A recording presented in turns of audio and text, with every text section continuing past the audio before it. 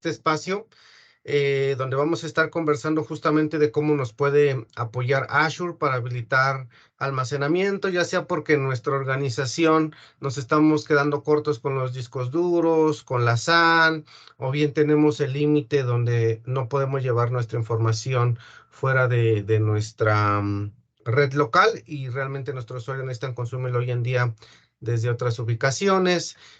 Hacerles mención también de por ejemplo, cómo es que nuevos proyectos que ustedes estén por implementar, pues nos podemos apoyar del almacenamiento centralizado en la nube para que agilicemos tanto la implementación del proyecto como posteriormente la operación del mismo. ¿Vale? Nada más si me confirman, por favor, que me escuchan correctamente y que ya pueden visualizar también mi pantalla que estoy compartiendo y damos comienzo.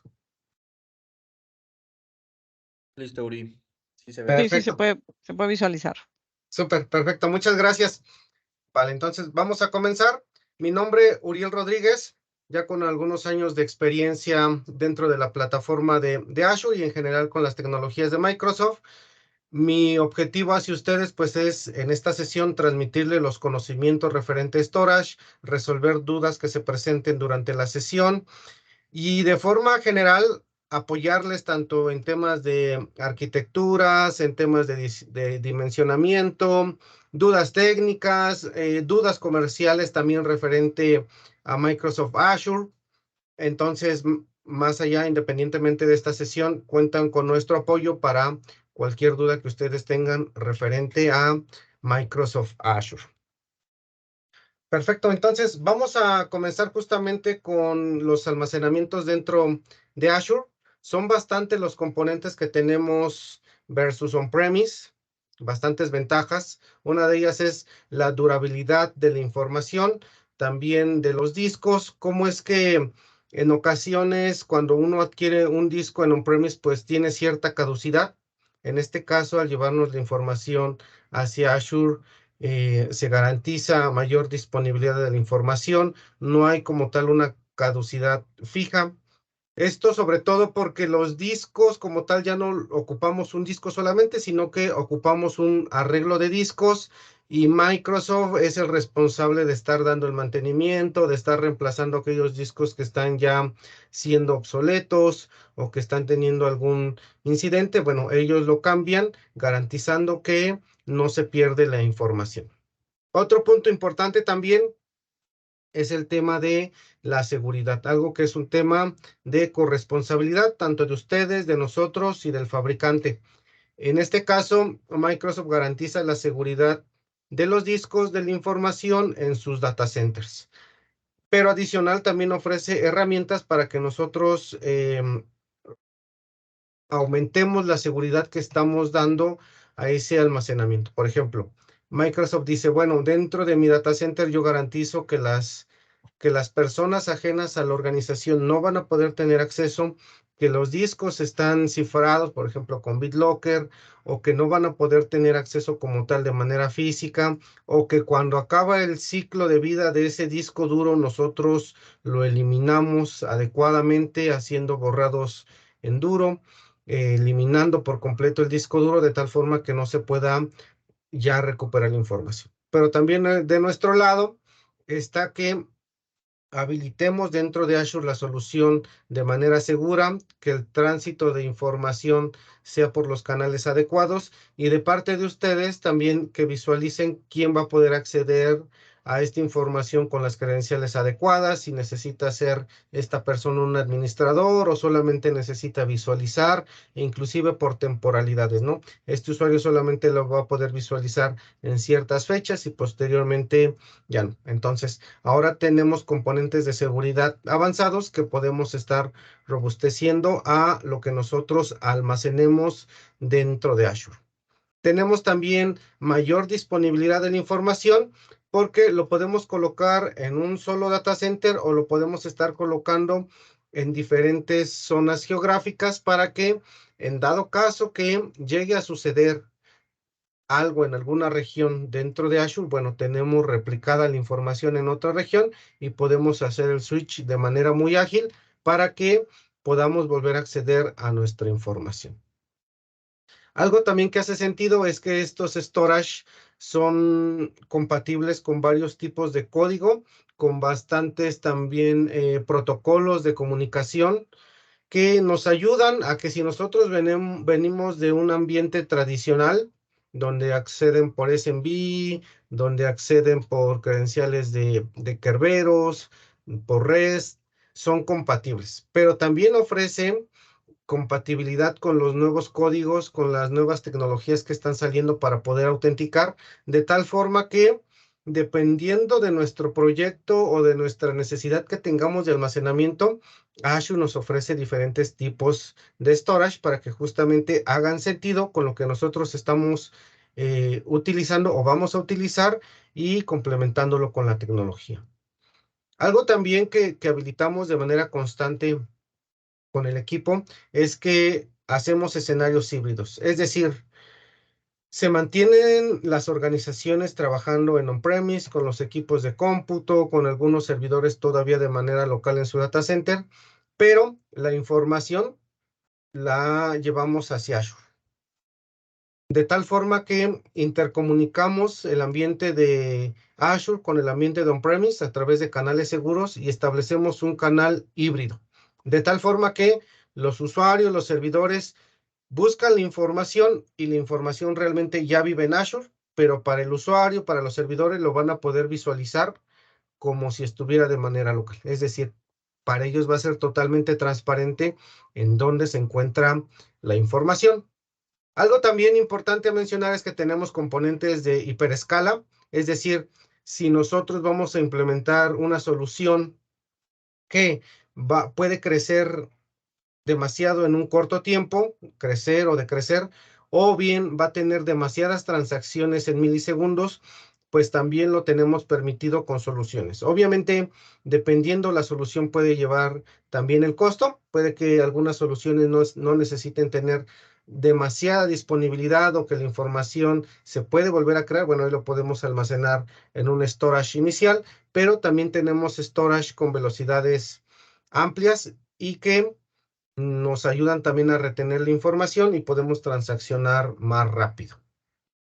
¿Vale? Esto también va a ser justamente de lo que vamos a estar preguntando más adelante durante la dinámica, pero justamente estos son los componentes principales que ofrece como beneficios almacenar la información dentro de Azure. Ahora, ya entrando un poco más en materia de qué tipo de storage tenemos disponibles, cómo podemos almacenar la información dentro de Azure. Déjenme por acá colocar mi puntero, por favor.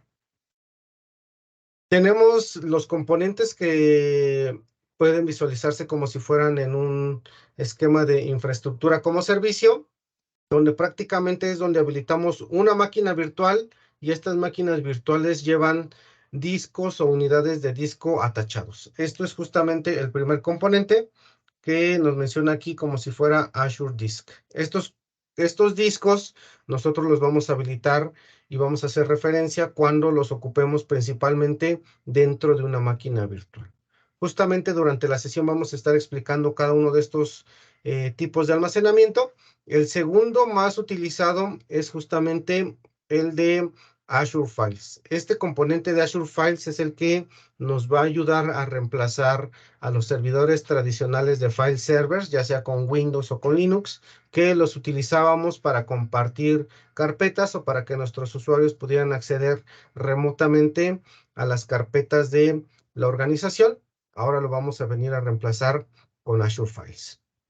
Y los componentes de tipo PaaS, plataforma como servicio, que como tal ya no necesitan tener un servidor. De hecho, este de Azure Files cae todavía entre la parte de PaaS y de IaaS, es decir, se puede ocupar en ambos sentidos.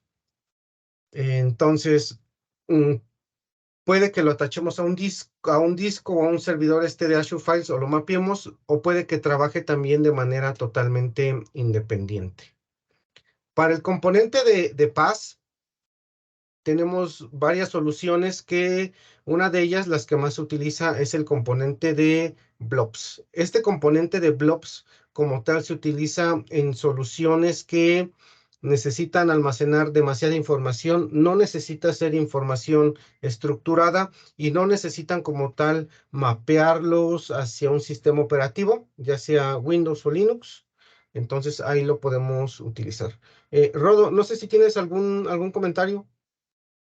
No, no, no, nada, Uri, era esa parte que comentabas. Perdón, gracias por aclararlo. Ah, vale, no te preocupes. Y así igual como Rodolfo consultó durante la sesión, si ustedes tienen alguna pregunta, algún comentario o algo que quieran complementar, con todo gusto pueden o levantar la mano o dejar dentro del chat su pregunta o bien inclusive abrir el micrófono para conversar al respecto. Otro componente de paz que utilizamos es justamente las tablas. Estos componentes de tablas son algo muy similar a una tabla en formato SQL, pero donde no necesitamos tener demasiada estructura en la información. Es decir, por ejemplo, un formulario donde a lo mejor ponemos nombre, pero no todos van a respetar el formato del nombre, o a lo mejor ponemos el teléfono, pero no todos van a respetar la nomenclatura de un número telefónico, o no necesitamos meternos en tantos líos de habilitar una base de datos compleja o completa, donde solamente necesitamos dos campos, que es el identificador y el dato que pone nuestro usuario. Entonces, ahí hace sentido habilitar componentes de tablas. Y el tercer componente, que son los queues, donde justamente, o las colas, que son justamente los componentes que nos ayudan a que si nosotros estamos implementando una solución, un desarrollo nuevo, y nuestro servidor o nuestro componente de trabajo no tiene la capacidad de recibir demasiadas peticiones en el momento, podemos utilizar este componente de queue para que lo encolemos todas las peticiones que está recibiendo en ese momento nuestra solución y no perdamos la información. Y ya posteriormente pues se puede desechar esta información. Entonces, estos son los principales componentes que tenemos de storage. Va a depender de nuestra necesidad o de nuestro proyecto lo que nosotros estemos habilitando. ¿Vale? Entonces vamos a visualizar por acá justamente algo adicional de lo que les estoy haciendo mención. En el componente de storage, lo que tenemos en cuestión de discos, tenemos varias opciones. Les mencionaba que en ocasiones puede que algunos servidores o algunos servicios no necesiten tener demasiado power. Podemos habilitar discos iniciales, inclusive todavía tenemos disponibles discos de tipo HDD, pero también tenemos ya discos de tipo de lectura rápida, que son los SSDs, e inclusive tenemos SSDs premiums que nos ayudan a que nuestros discos tengan la lectura y la escritura más rápida. Entonces va a depender también del servidor o inclusive dentro del mismo servidor en ocasiones, por ejemplo, un servidor de base de datos, algunos discos necesitan ser de velocidades rápidas y otros donde solamente van a almacenar logs. Bueno, ahí le podemos poner un disco básico. En el componente de los blobs, lo que podemos estar habilitando es también temas de redundancia, si necesitamos que sea eh, de acceso rápido o si solamente lo necesitamos almacenar como un histórico, porque es algo también que sucede dentro de las organizaciones que el almacenamiento que van a realizar es solamente por un tema histórico.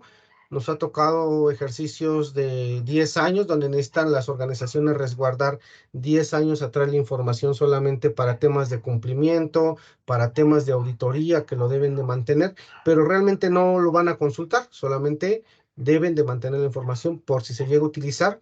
Aquí tenemos también opciones para que se almacene esa información en frío.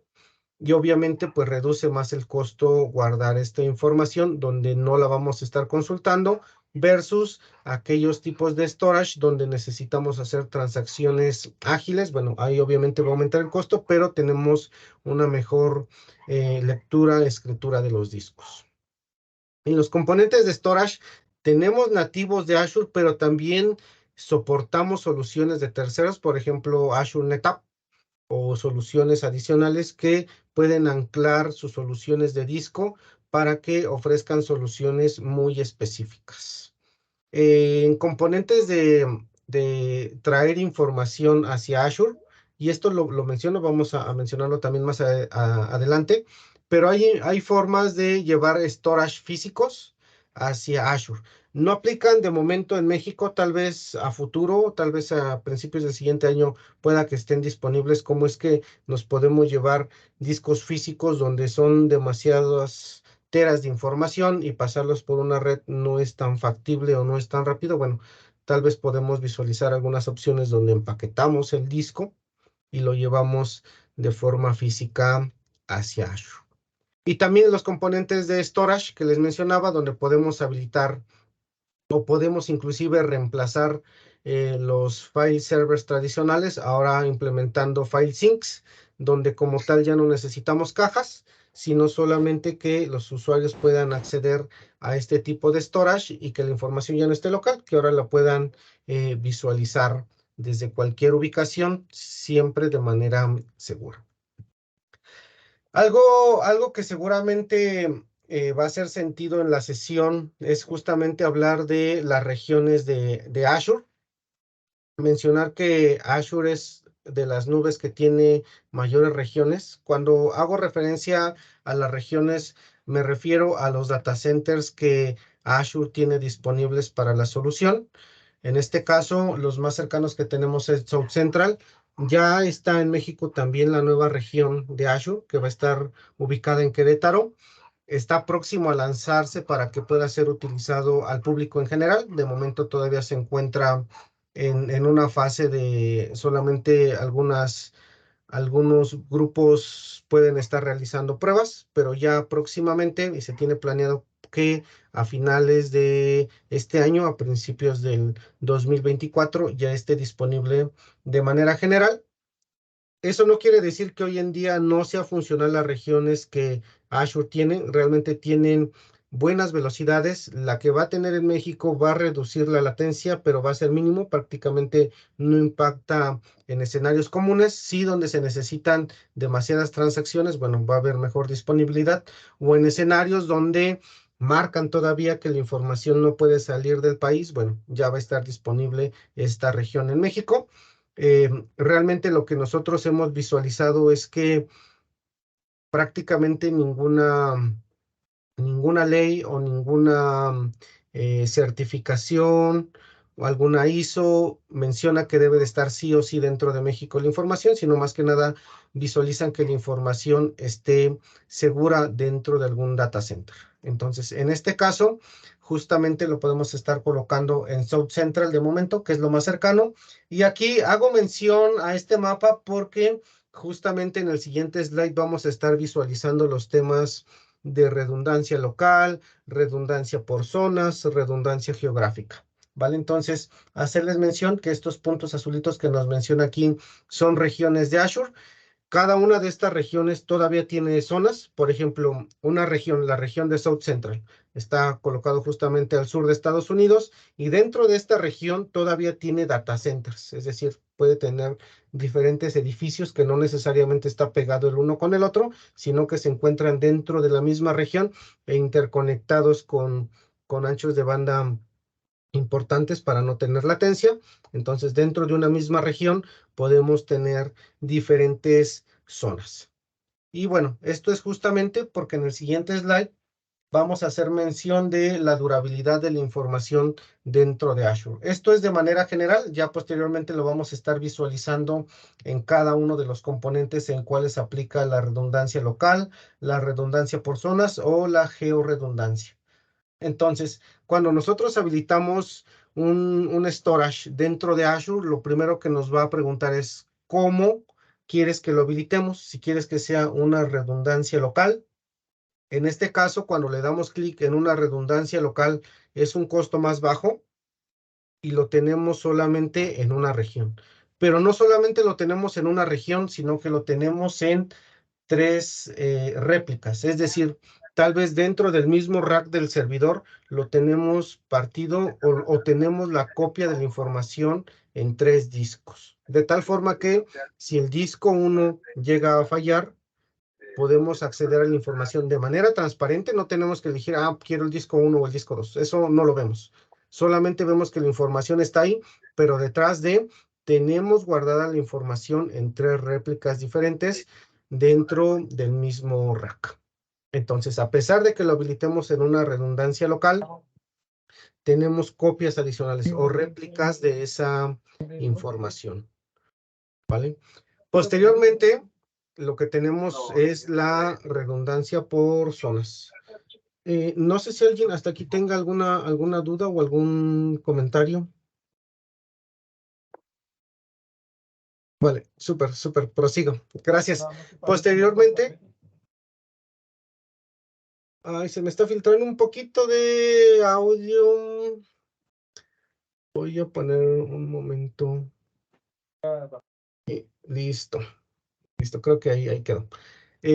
Mencionar también el tema de la redundancia por zonas. En este caso, cuando nosotros habilitamos una storage con redundancia por zonas, lo que hacemos es colocamos nuestra información en la zona 1, pero posteriormente se habilitan otras 2 réplicas adicionales en otras zonas. Esto es lo que les comentaba. En el mismo rack se almacena la información 3 veces, pero adicional hace copias hacia otros edificios, por así verlo de forma gráfica, lo manda hacia otros edificios, de tal forma que si le llega a suceder algo al rack o al primer edificio, todavía tenemos la información en los siguientes edificios o en las siguientes zonas, ¿vale? Entonces ahí tenemos todavía una mayor disponibilidad de la información.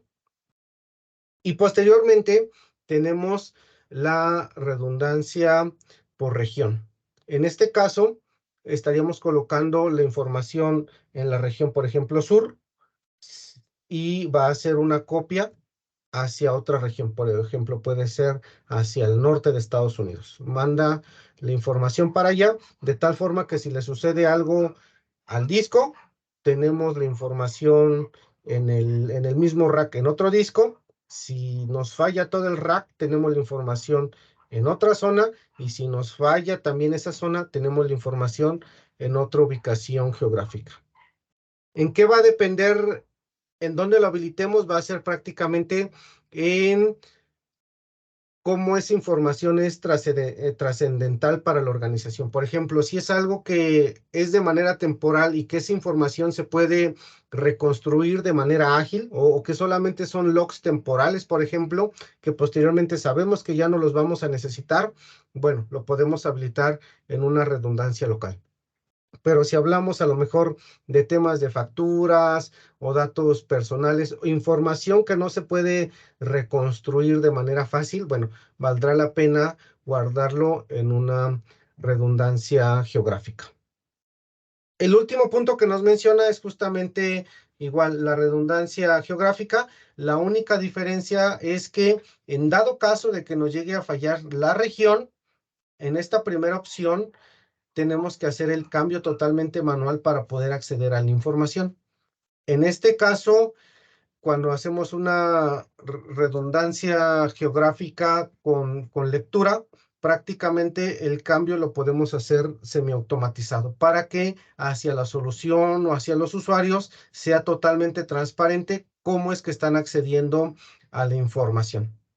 El RPO es prácticamente más bajo porque hacer el switch a esa copia de información que tenemos en otra región, pues prácticamente va a ser más ágil. Entonces, prácticamente tenemos estos 3 componentes, que es local, por zonas o geográfica, y aumentamos la última para hacer el acceso de lectura a la información en dado caso de que llegue a suceder algo. ¿Vale? Eso es algo también que vamos a estar mencionando como parte de las preguntas más adelante. Vale, ahora bien, este componente también de seguridad es algo que les mencionaba al principio. Por default viene cifrada la información, tanto la información que está ya en reposo, la tenemos cifrada, y también la información que está en tránsito se encuentra cifrada por default, pero todavía aún así lo podemos robustecer aún más con componentes de seguridad nativos de Azure o con soluciones de tercero que nos ayuden a cifrar o a proteger la información. Por ejemplo, podemos habilitar componentes de BitLocker, podemos hacer que la comunicación posteriormente a la capa de Azure hacia on-premise o hacia nuestros clientes también vaya de manera cifrada.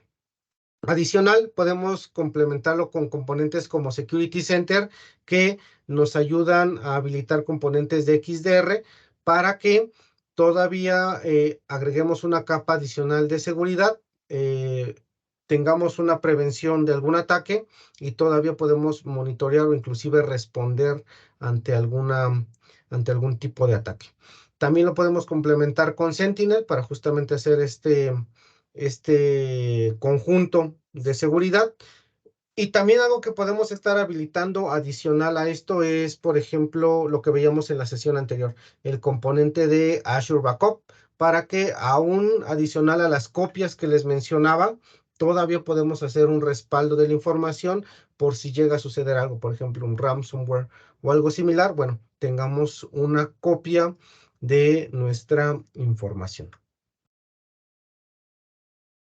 Vale, aquí igual nos está haciendo mención de cómo es que podemos estar habilitando los componentes de seguridad, hacia dónde vamos a poder acceder a ellos, ya sea en cuestión de firewalls o en cuestión de las VNets, cómo es que podemos estar leyendo la información o la podemos estar visualizando a detalle. ¿Vale? Déjenme por acá justamente a visualizar cuál de todos estos componentes que yo les estoy haciendo mención es el que nos hace más sentido para nosotros habilitar. Ya sea que necesitamos atacharle un disco adicional a nuestra máquina virtual, bueno, nos vamos a ir por cierto componente, o inclusive algo que también entra en juego es que en ocasiones no es como tal un storage dentro de Azure, sino que puede hacer más sentido una solución de Microsoft de almacenamiento de manera general, como puede ser un OneDrive o un SharePoint, ¿vale?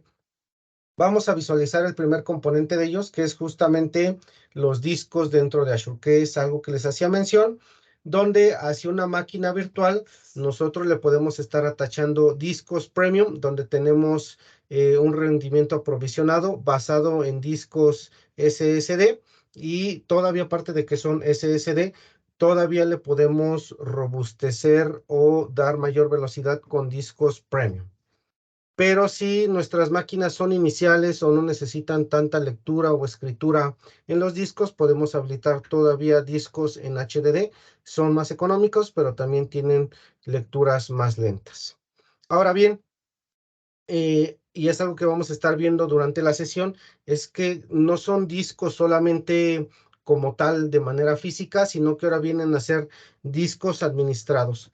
Y esto va a hacer sentido justamente por lo que les voy a hacer mención en el siguiente slide, donde prácticamente cuando nosotros tenemos solamente los discos como tal y agregamos unidades a nuestras máquinas virtuales, si nosotros llegamos a tener alguna falla en el disco físico, pues prácticamente estamos perdiendo todas nuestras máquinas virtuales. Es decir, este recuadro que estamos visualizando acá, haciendo el ejercicio que sea un disco y posteriormente atachamos unidades, si se pierde el disco, pues prácticamente perdemos varias máquinas virtuales. En este caso, lo que nosotros realizamos hoy en día dentro de Azure es poder habilitar discos administrados de tal forma que si perdemos como tal un disco, no perdemos todas nuestras máquinas virtuales e inclusive pueda que no perdamos como tal la máquina virtual que tiene atachada el disco porque la tenemos en un arreglo de tal forma que no tenemos mayor disponibilidad, ¿vale? Entonces, no es como se realiza de manera tradicional, donde el sistema operativo, por ejemplo, se pone en un disco físico, sino que agregamos una capa adicional para que no esté la información totalmente en el disco como tal, sino que se encuentre en un arreglo de tal forma que nos garantiza mayor disponibilidad de la información. ¿Vale? Vale, perfecto. Algo también importante a mencionar es que nosotros podemos ir aumentando la capacidad de los discos dentro de las máquinas virtuales en Azure. Por ejemplo, pueda que nuestra máquina nazca con 128 gigas de disco, pero como va pasando el tiempo, necesitamos mayor información. No tenemos que borrar ese disco y agregarle otro adicional como puede ser en on-premise, sino que solamente basta detener temporalmente la máquina virtual a través del portal de Azure o a través de comandos poderle decir, ya no me dejes el disco de 128, ahora agrégalo uno de 256 o de 1 tera, 5 teras, 8 teras y lo pueda realizar.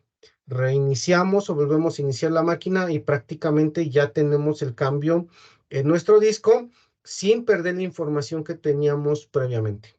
Entonces, eso es algo también que nos sucede de manera común, donde nos dicen, oye, ahora o atáchame un disco adicional para guardar más información o robustece el disco que hoy en día tengo atachado a mi máquina virtual.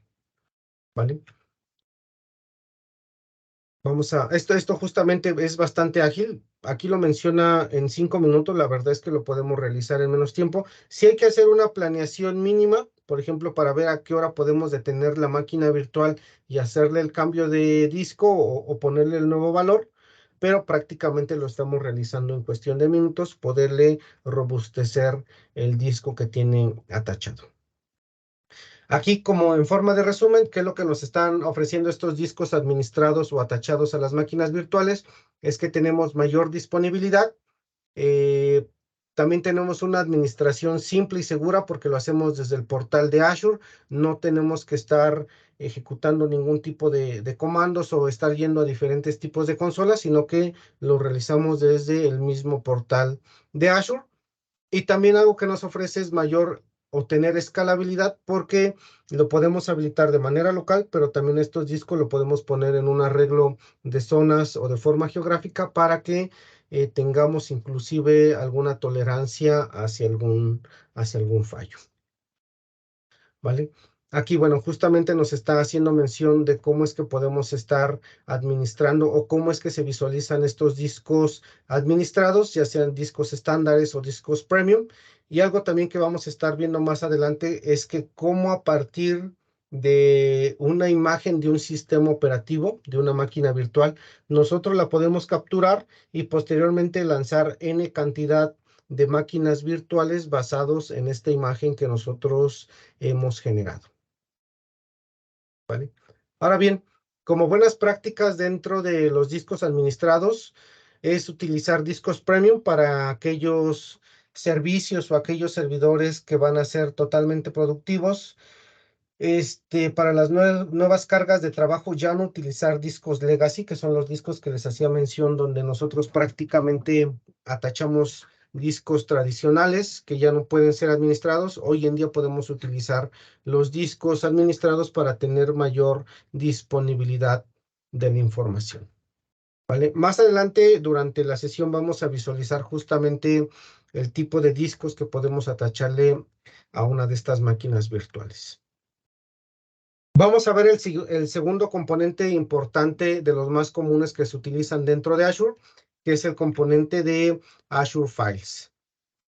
Hasta aquí no sé si tengamos alguna pregunta o algún comentario. Vale, me parece que de momento no. Por favor, les vuelvo a hacer mención si tienen algún... Yo sí tengo adelante. pues Adelante, no José. es una pregunta. A mí sí me gustaría que quizá pusieras algún ejemplo. Sobre todo tocaste un tema que es ransomware, ¿no?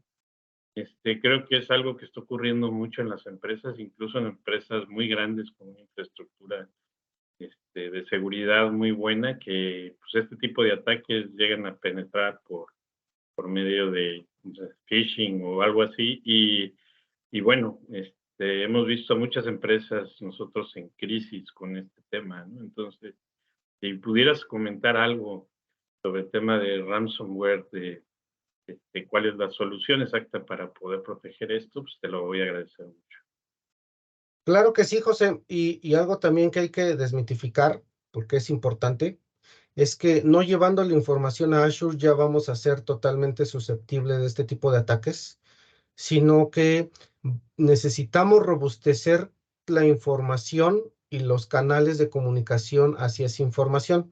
Si bien dentro de Azure ahora tenemos mayor disponibilidad, tenemos discos más rápidos, seguros sí en la capa del data center, pero aún así seguimos teniendo componentes que pueden ser inseguros. Por ejemplo, el eslabón más débil siempre es el usuario final, que puede dejar vulnerable la contraseña, las credenciales, puede dejar desbloqueada su computadora y que puedan acceder a la información. Aunque nosotros la tengamos en Azure o en cualquier nube, pues prácticamente esa información en ese momento es vulnerable.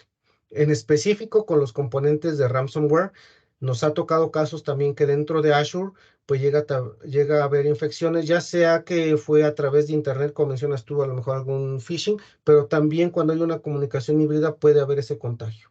Aquí lo que nos ha ayudado con los clientes que ha estado habilitado las soluciones de seguridad es donde tenemos componentes, por ejemplo, de Azure Backup, donde, bueno, detectamos que hay un ransomware, tenemos un respaldo adecuado de la información que se realiza de manera automática a través de Azure Backup. Sí genera costo, pero nos ayuda justamente en estos escenarios. Teniendo este backup, podemos hacer un regreso de la información hacia un punto donde no tengamos ese contagio, ¿vale? Pero aquí les estoy hablando del escenario donde ya hubo un contagio.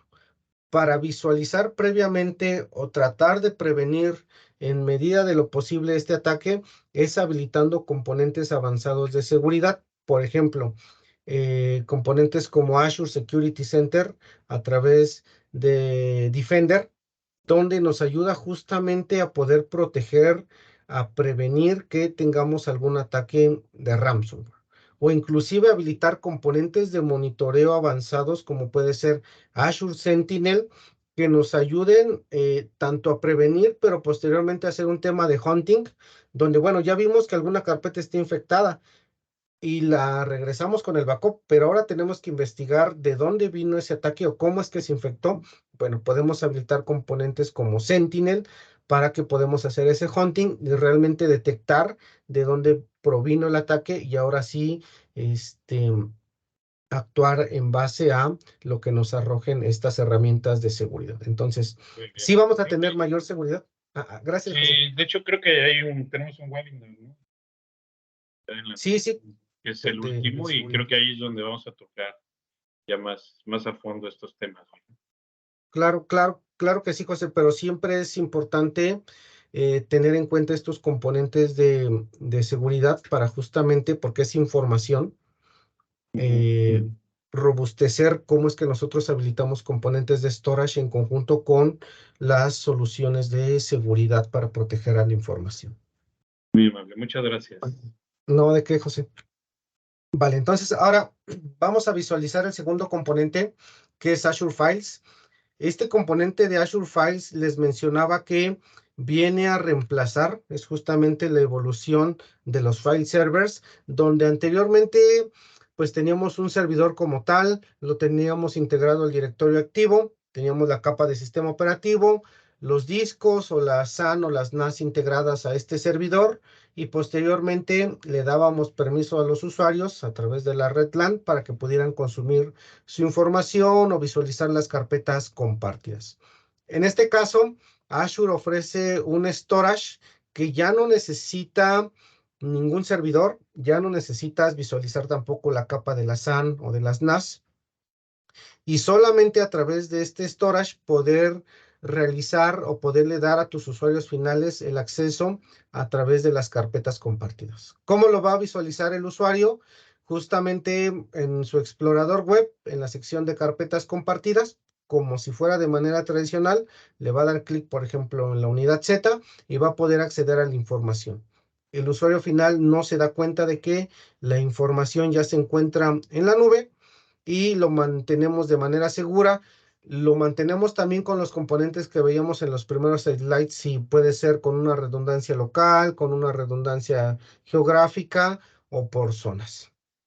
¿En qué nos ayuda? En que es una solución sencilla. Ya no necesitamos preocuparnos porque nos encontramos dentro de un Windows Server 2008 y ahora lo tenemos que migrar a una versión 2022 para tener soporte. Toda esa capa ya no la vemos, ya no nos preocupamos por ella, solamente nos ocupamos de la capa de los datos y a quién le damos permisos.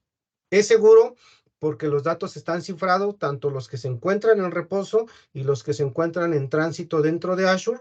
y se puede robustecer con los componentes de seguridad que les mencionaba.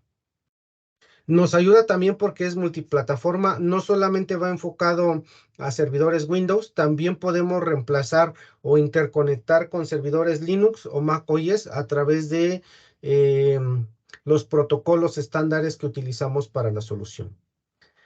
Esta solución de Azure Files puede funcionar para servidores que viven en la nube y que necesitan ver una unidad mapeada de forma local, pero también, y donde más lo hemos habilitado, es en los ambientes híbridos, donde justamente ya quitamos esas NAS o esas SANs y los servidores locales y nos llevamos la información hacia la nube y los usuarios ahora lo consumen hacia Azure.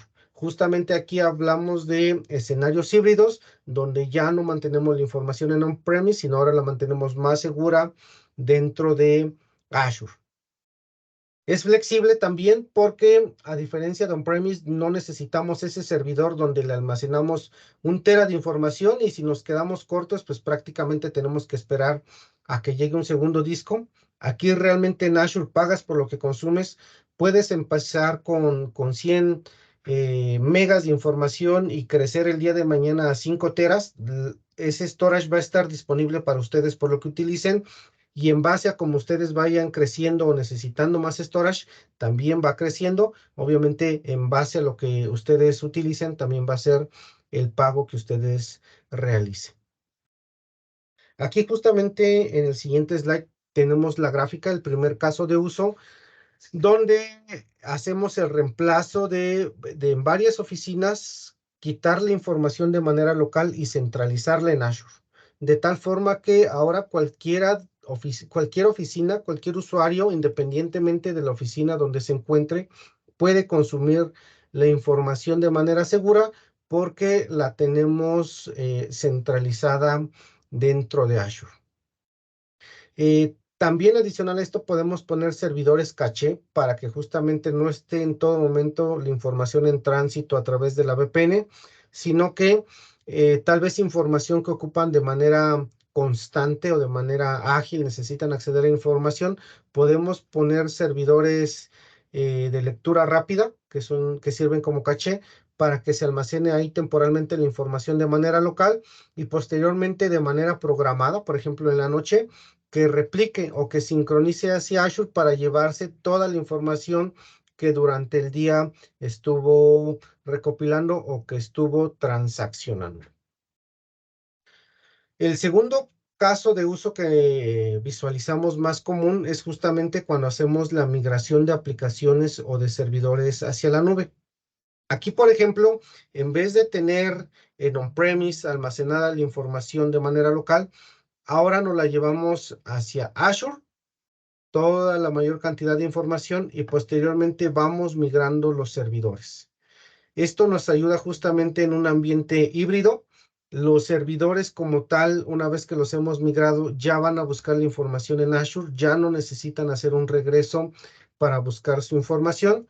Nos ayuda para que justamente agilicemos los procesos de migración hacia la nube, ya sea total o parcial estas migraciones, pero la información, al estar ya dentro de Azure, pues podemos ir migrando de a poco los servidores o inclusive hacer una ola de migración y tengamos un impacto mínimo hacia los usuarios finales.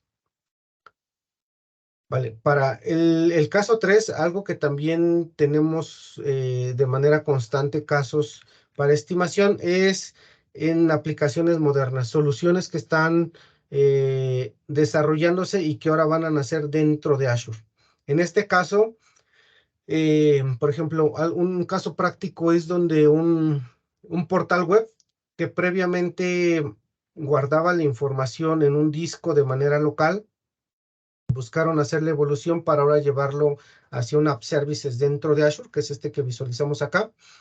Y iba a haber una concurrencia donde todavía iba a existir el servidor tradicional con la aplicación y la nueva solución de tipo PaaS también con el portal, e iban a alimentarse y también se iban a alimentar de la información centralizada.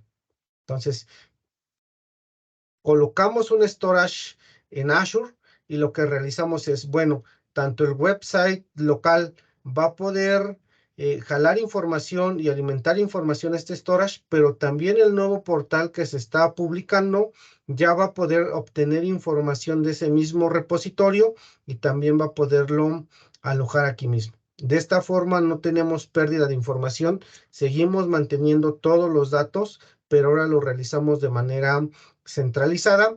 Ya no vamos a tener la dependencia de solamente se puede consumir en on-premise, ya dejándolo de manera centralizada. Inclusive en ese caso, no solamente fue con Azure, también se hizo una interconexión con otra nube, pero ese storage se mantuvo de manera centralizada, de tal forma que no tuvimos dependencia si estaban en on-premise, si estaban en Azure o inclusive en otra nube o en otro data center, podían hacer consumo de la información desde cualquier ubicación. Otro caso también que tenemos constante es para simplificar cómo hacemos el acceso a la información. En este caso, lo que nos muestra el diagrama es poder habilitar máquinas virtuales. En este caso tienen el rol de IIS y lo que hacemos es centralizar la información, de tal forma que damos mayor disponibilidad a las soluciones, porque si perdemos esta máquina virtual, el storage sigue dando acceso a las otras dos máquinas virtuales. Aquí, por ejemplo, este storage lo podemos habilitar en una redundancia geográfica, de tal forma que no necesitamos darle un storage de almacenamiento a cada máquina virtual, sino que lo centralizamos. Las máquinas locales van a estar en otra capa totalmente independiente, pero la información va a tener una mayor capa de disponibilidad. A pesar de que llegamos a perder una máquina, pues seguimos teniendo la información para que las otras dos máquinas puedan dar respuesta a las peticiones de nuestros usuarios. Algo también, otro escenario que hemos visualizado de manera constante es que nacen nuevos proyectos o nuevas peticiones, ya no quieren comprar más discos en su data center, entonces habilitamos dentro de Azure los storage correspondientes para darle acceso a los nuevos usuarios o a los nuevos proyectos, o inclusive en escenarios donde van a comprar hardware, por alguna razón todavía van a comprar hardware, pero ese hardware demora en llegar, demora en que lo instalen. Bueno, podemos colocar de manera temporal un storage dentro de Azure para que hagan consumo de y lo puedan estar utilizando. ¿Vale? Vamos a pasar justamente a realizar unos ejercicios de estas soluciones que les menciono para que visualicemos justamente de qué les estoy hablando. Por ejemplo, para una de las máquinas virtuales, ya tenemos por aquí unas máquinas virtuales creadas. Vamos a visualizar, por ejemplo, esta máquina virtual. Es un controlador de dominio. Aquí dentro de los discos, yo puedo visualizar cuáles tienen atachados. En este caso, tenemos un disco de tipo HDD. Prácticamente puedo hacer el cambio o también puedo adjuntarle un nuevo disco. Aquí, por ejemplo, puedo crear un nuevo disco, le pongo el nombre del disco. Aquí justamente ya puedo visualizar el tipo de almacenamiento que le puedo estar dando. Por ejemplo, puede ser SSD, puede ser de tipo SSD estándar o inclusive HDD. Todavía aún así tenemos discos más rápidos, por ejemplo, este disco Ultra que está diseñado ya, por ejemplo, para cargas de tipo SAP o de soluciones que necesitan altas transacciones, ¿vale? O inclusive discos que tienen réplicas de hasta 3 zonas, que son los Premium o los estándar, ¿vale? Entonces, en este caso, por ejemplo, le voy a tachar este disco estándar. Aquí le puedo mencionar el tamaño. Por ejemplo, le voy a dar 1024 de disco y prácticamente con eso puedo estar atachándole un disco adicional a esta máquina virtual. Por ejemplo, si este disco de nuestra máquina se llegara a quedar corto, aquí también en tamaño y rendimiento puedo estarle cambiando. Por ejemplo, ahorita tiene actualmente 128. Podemos hacer cambio, por ejemplo, a un SSD estándar o premium y elegir, por ejemplo, lo voy a cambiar a 1024 y procedemos a realizar el cambio. En este momento ya le hemos cambiado los discos a esta máquina virtual, manteniendo la información que ya tenían nuestros usuarios. Algo también importante a mencionarles es que dentro de Azure tenemos las cuentas de almacenamiento. Una cuenta de almacenamiento es una administración lógica de varios tipos de discos. Por ejemplo, yo aquí tengo, ¿cuál podrá ser? Por ejemplo, vamos a generar uno nuevo. Vamos a reutilizar uno para hacerlo un poco más ágil. Por ejemplo, vamos a utilizar este. Esta cuenta de almacenamiento, si ustedes visualizan, dentro de tengo a los contenedores que veíamos anteriormente, que son los blobs, los Azure Files o los recursos compartidos de archivos, y aquí también puedo tener alojados los discos. Tengo también las colas y las tablas. Entonces, esta cuenta de almacenamiento es una agrupación lógica. Aquí, por ejemplo, dentro de los recursos compartidos, yo puedo generar los Azure Files y que los usuarios puedan acceder a esa información. Aquí, por ejemplo, para generar un Azure Files y reemplazar un file server, prácticamente file server, coloco el nombre, le coloco el nivel, si va a ser una transacción optimizada, es decir, si van a tener varias transacciones. Puedo mandarlo también de manera frecuente o esporádico en dado caso de que no todo el tiempo estén transaccionando nuestros usuarios y nos reduzca el tiempo y también el precio. En este caso lo voy a dejar en una transacción optimizada. Aquí la capacidad máxima que de momento me habilita son 5 teras, pero lo puedo modificar. Y prácticamente con eso ya he creado mi storage. Aquí, por ejemplo, para compartírselos a ustedes, me voy a la clave de la cuenta de almacenamiento, veo el script, y si ustedes intentan acceder a este storage desde su explorador de Windows, lo van a poder visualizar. ¿Vale? Se los voy a dejar por aquí en el chat. Vamos a ver si es cierto. Aquí, por ejemplo, voy a colocar esa ruta. Y lo que me está solicitando aquí son las credenciales. En este caso, todavía tengo unas credenciales locales, pero posteriormente puedo hacer la integración con directorio activo o con Azure Active Directory para que sea un acceso seguro. Obviamente aquí tenemos la seguridad mínima, pero nos ayuda para poder realizar el ejercicio. Y con esto prácticamente ya puedo estar accediendo a mi storage y poderlo visualizar. Ahí ya voy a poder alojar información para que podamos hacer uso de. Adicional a este componente de poder compartir, si es que no quieren utilizar el explorador de Windows, dentro de la cuenta de almacenamiento también tenemos el propio explorador de almacenamiento. Con este explorador de almacenamiento, aquí prácticamente van a poder visualizar también la información. Por ejemplo, los recursos compartidos que hemos generado, lo puedo visualizar acá, el demo file server. Entonces, bueno, este ya está integrado con directorio activo. Entonces, aquí no me va a dejar visualizarlo, pero seguramente si me voy a alguno de estos otros storage, al visualizarlo con el explorador de almacenamiento, voy a poder visualizar la información que tengo integrada. Y no solamente es de los recursos compartidos, sino inclusive si nosotros tenemos blobs, también vamos a poder estar visualizando esa información. En este caso no me está permitiendo acceder porque lo tengo integrado con el directorio activo, justamente con el que le atachamos los discos. Entonces, aquí no me permite visualizar. Vamos a ver si este otro me permite visualizar la información. A ver, vamos a ver, aquí tenemos algún... Miren, aquí, por ejemplo, sí puedo visualizar la información.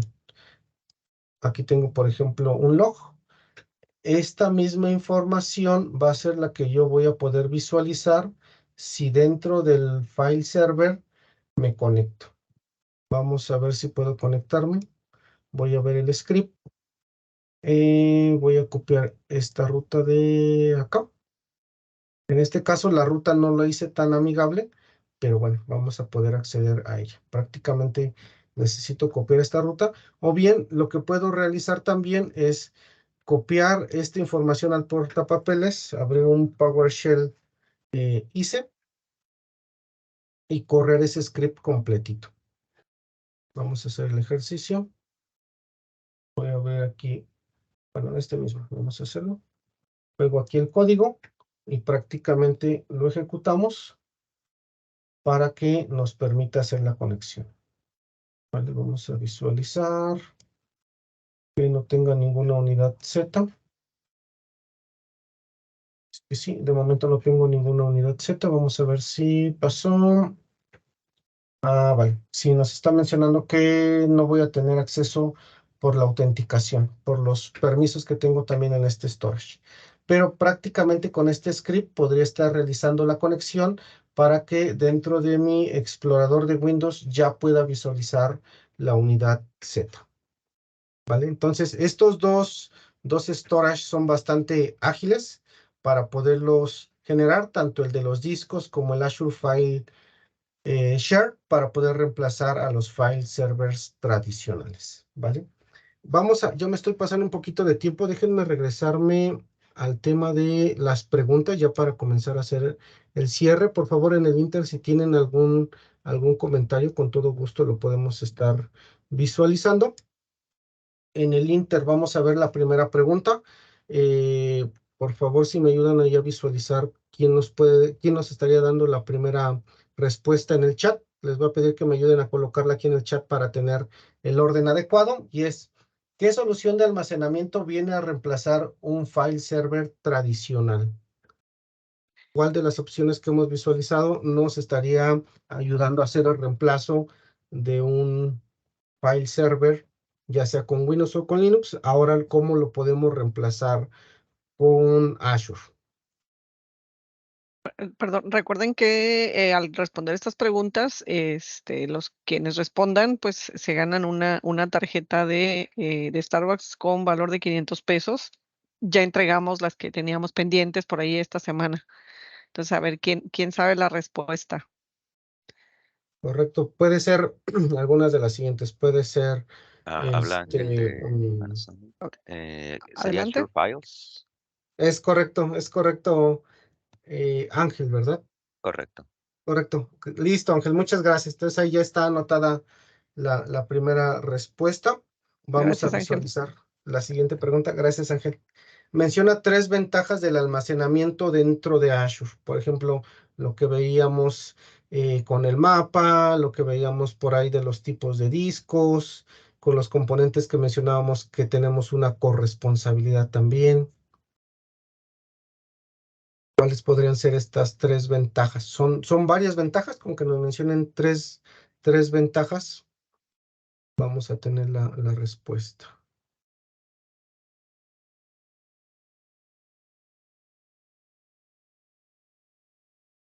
También las pueden Hola. escribir aquí en el chat, si se les Sí. complica el abrir el micrófono, pueden escribirlas en el chat.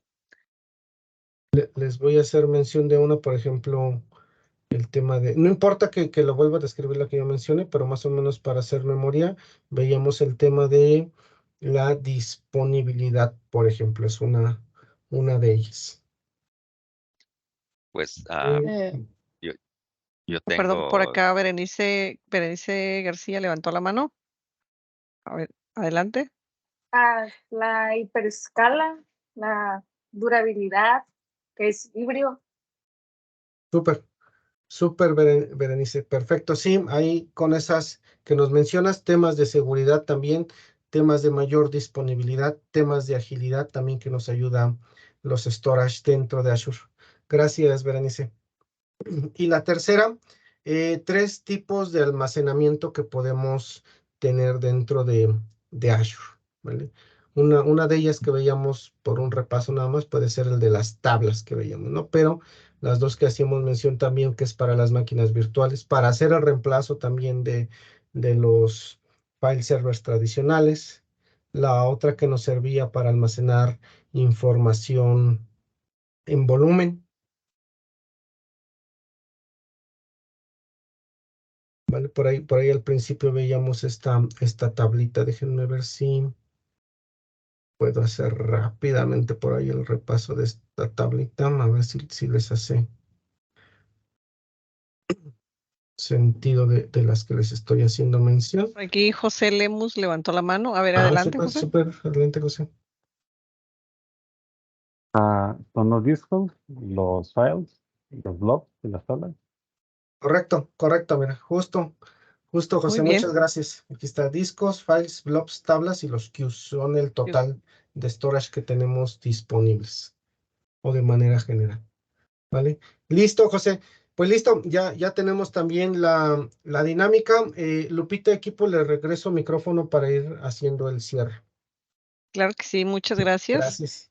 Gracias por su participación, digo, por permanecer hasta el final.